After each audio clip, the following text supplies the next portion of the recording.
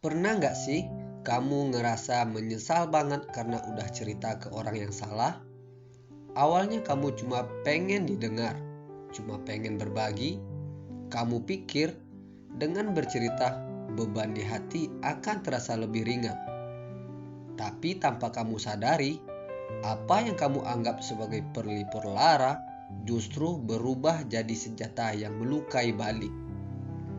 Cerita kamu jadi bahan tertawaan.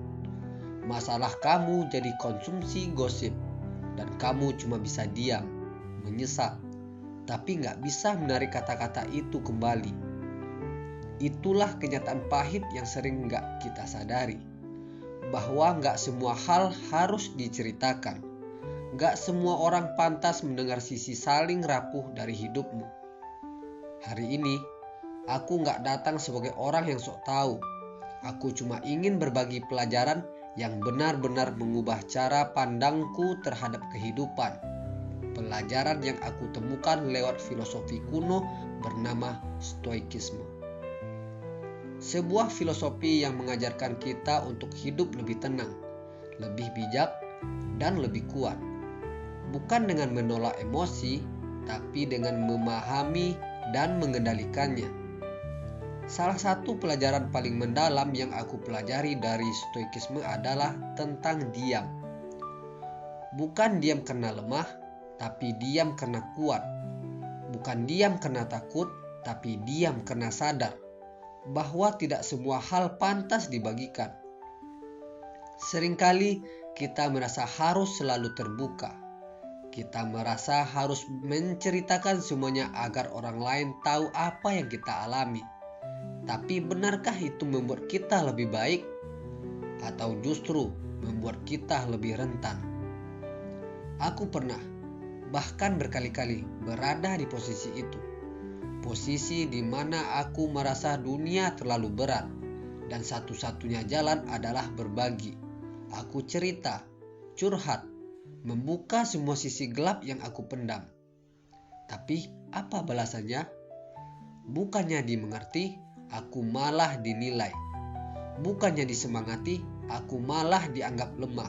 Dan ketika aku sadar, semua itu sudah terlanjur menyebar. Yang tersisa hanyalah penyesalan. Dari sanalah aku mulai belajar bahwa dalam hidup ini ada batas yang harus dijaga. Ada ruang yang harus tetap milik kita sendiri, dan tidak semua luka harus diumbar. Stoikisme mengajarkan tentang dikotomi kendali, yaitu membedakan mana yang bisa kita kendalikan dan mana yang tidak. Rahasia, cerita pribadi, isi hati, semua itu adalah hal-hal yang masih berada dalam kendali kita.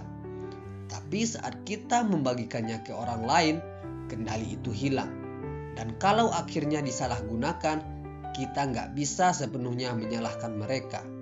Karena kitalah yang memberikan kunci ke dalam ruang paling dalam dari hidup kita. Epictetus, salah satu tokoh besar dalam Stoikisme, pernah berkata, "Jika kamu ingin tetap bebas, jangan pernah bergantung pada hal-hal yang berada di luar kendalimu."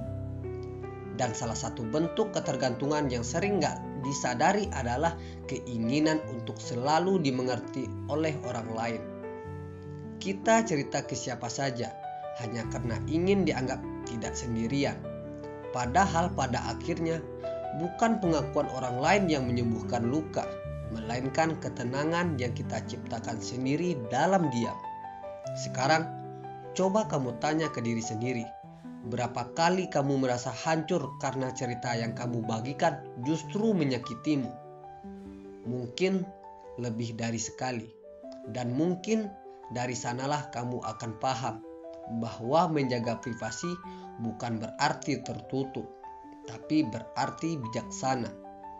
Stoikisme tidak pernah melarang kita untuk berbagi, tapi Stoikisme mengajarkan bahwa kita harus tahu kapan waktunya bicara dan kapan waktunya diam. Bahwa kita harus punya kendali atas mulut kita, bukan sebaliknya. Karena setiap kata adalah panah, dan ketika panah itu melesat, kamu gak bisa mengembalikannya. Kamu hanya bisa berharap panah itu tidak menusuk balik ke arahmu. Dalam hidup akan ada saatnya di mana kamu merasa dunia terlalu sunyi. Kamu pengen banget cerita, pengen banget ada yang dengerin. Tapi saat itu tiba, jangan terburu-buru. Tanyakan dulu pada dirimu, apakah orang ini benar-benar bisa dipercaya? Atau aku hanya butuh pelukan dan bukan penghakiman? Kalau kamu ragu, maka diamlah. Karena diam itu bukan kelemahan. Justru di sanalah letak kekuatanmu. Kita sering berpikir bahwa bicara menunjukkan kedewasaan. Tapi dalam banyak kasus, justru orang yang bisa diam, yang bisa menahan diri, itulah yang benar-benar dewasa. Bicara itu mudah, tapi menjaga rahasia diri sendiri itu butuh kekuatan, dan tidak semua orang punya kekuatan itu. Kalau kamu merasa ingin mengungkapkan sesuatu, coba tulis dulu. Curhatlah ke atas kertas. Tumpahkan semuanya di sana, karena kertas tidak menghakimi dan tulisan tidak menyebar, kecuali kamu yang menyebarkannya. Pelajaran lain dari stoikisme yang patut direnungkan adalah tentang apatheia, yaitu kebebasan dari emosi yang tidak berguna. Ketika kita belajar menjaga privasi, kita sedang melatih apatheia. Kita sedang menghindari emosi yang muncul karena penyesalan, kemarahan, atau rasa malu akibat oversharing. Kita sedang menjaga jiwa kita agar tetap damai. Aku tahu, mungkin sekarang kamu sedang merasa sendiri. Mungkin kamu merasa ingin banget ada yang tahu isi hatimu. Tapi percayalah, tidak semua luka harus terlihat agar bisa sembuh. Kadang justru luka yang kamu rawat dalam diam yang akan membuatmu lebih kuat dari sebelumnya. Dan kalaupun kamu butuh tempat cerita, pilihlah dengan bijak. Pilih orang yang bukan cuma bisa mendengar, tapi juga bisa menjaga.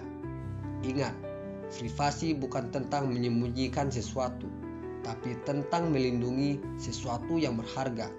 Dan hidupmu adalah sesuatu yang terlalu berharga untuk dibuka sembarangan. Jadi, sebelum kamu cerita, tanya dulu, apakah aku siap menerima konsekuensi jika ini disebarkan? Kalau belum, maka simpanlah dulu. Karena diam seringkali adalah jawaban yang paling bijaksana.